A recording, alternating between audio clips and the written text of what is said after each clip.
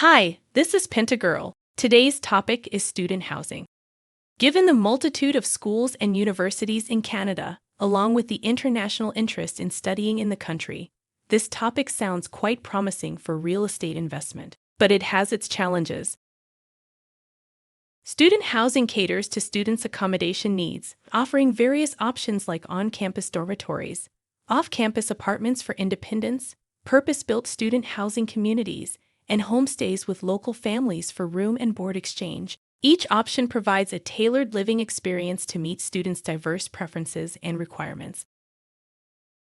Investing in student housing presents both opportunities and challenges in the Canadian market. With a constant influx of students seeking accommodations for their studies, demand for student housing remains high.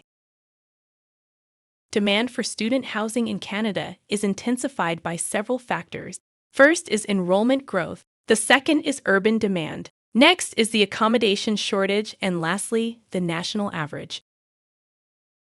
The Canadian student housing market is booming, fueled by rising enrollment and a shortage of dedicated accommodations. Urban centers like Montreal witness exponential growth in demand, with vacancy rates dropping below 2%.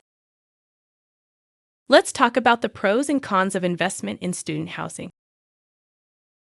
One of the key benefits of investing in student housing is the high demand, particularly in areas with large universities. This demand ensures a consistent income stream for investors, making student housing a reliable investment option. Additionally, investing in student housing allows for portfolio diversification, offering a unique asset class with the potential for high returns.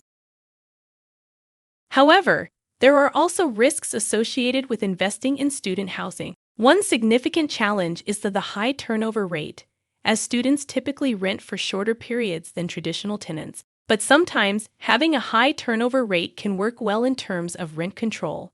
Next, seasonal fluctuations, such as summer breaks or periods of remote learning, can also impact rental demand and occupancy rates. Moreover, student housing may require more hands-on property management due to the younger demographic it serves.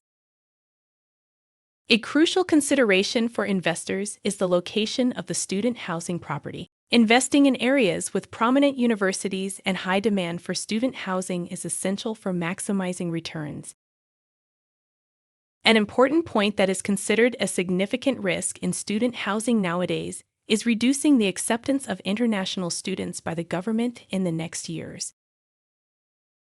The introduction of a cap on international study permit applications by the Canadian government is expected to significantly slow the growth of rental demand from international students this year. While this may not lead to an immediate reduction in rental demand, it could cut demand for new rentals by international students in half compared to the previous year. The impact will be most pronounced in provinces like Ontario and British Columbia, where international student admissions outweigh their share of the Canadian population. If the cap is maintained beyond its expiry in 2025, there could be a decline in the number of international students in Canada by 2026, potentially relieving rental market pressures.